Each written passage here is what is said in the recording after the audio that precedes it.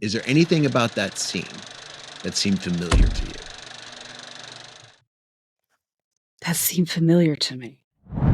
What's the closest scene you might have ever seen where somebody just gets up on a windowsill and bounces?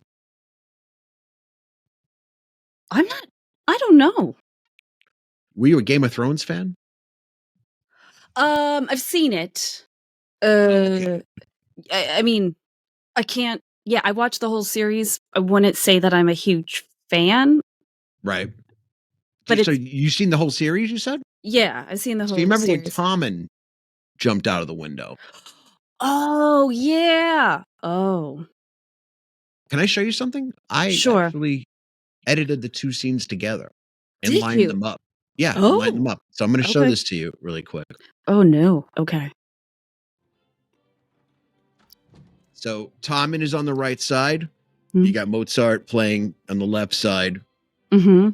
where Wanda is now turning the stereo up. They both now have walked out of the frame. Mm-hmm. Then you got a static shot of the two windows. One has the CGI of the burning temple in Westeros. The other is just Wanda's front yard, presumably. Now they're back into the frame, and out the window they both go at the same exact time. Oh, that's so weird. Isn't that wild? That's wild. Now, I don't want to say I will say inspired by, right? Mm-hmm. Probably inspired Mm-hmm. by Ida, because that is actually that Game of Thrones scene is from an episode called The Winds of Winter, Mm-hmm. which aired on June 26th of 2016. So this is 3 years after Ida was released. Okay. They actually offered Agatha, I would just say the Ida Agatha, the Uh-huh. role of the waif. So they're familiar with the film Ida at the very least. Right? Okay, yeah. So I thought that was really interesting because it felt familiar to me. And then when I looked up the scene, I'm like, this is exactly the same choreography. It's even shot the same way. Wow. You can tell I wasn't See it again? Yeah, Let's I watch do. it again real quick. So say yeah, because I feel like I said, I watched it. I like the books, and I like the show, but I didn't love the show. Well, last season was garbage, though. Yeah, right. And I was like,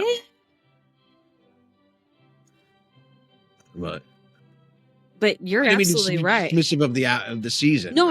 It's like the show itself. It's a great show. No, I know what you're saying. Like I said, and I'm not saying I didn't like it. I watched the whole thing, and I did like it. They're out of the frame, and here they go at this almost the same time. They're back in the frame, and out the window they go. And that's actually cut down, right? That's the 30. That's the last 30 seconds before they're out of the frame. But the scene itself is almost a minute. You got like another 15 seconds where they're still sort of at the window, right? Presumably like contemplating what they're about to do, right? Well, and I guess that is interesting. I do wonder then, if the Game of Thrones is inspired by Ida, because that is the thing scene in Game of Thrones. That scene in Game of Thrones. Yes, that scene in Game of Thrones. Right. There's nothing Dungeons and Dragons-y about Ida. Ida, no. Right. Ida's not walking around with a 12-sided dice or anything, right? Right. No, but because I think what fascinated me so much about the scene in Ida is the fact that you're feeling it. You're feeling the moment ramp up because there's a reason it's there. There's a reason that they're just stuck on the window.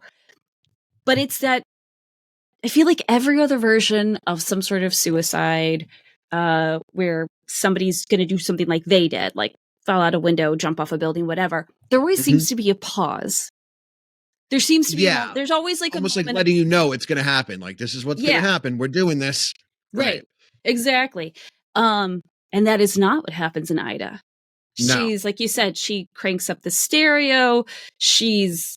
And this is us. We followed her because she was eating breakfast and she took a bath and, she put her coat on. Like, there's just all these things, cranks up the music, and like, she's in and out of frame. And then she just walks to the window and there's no pause.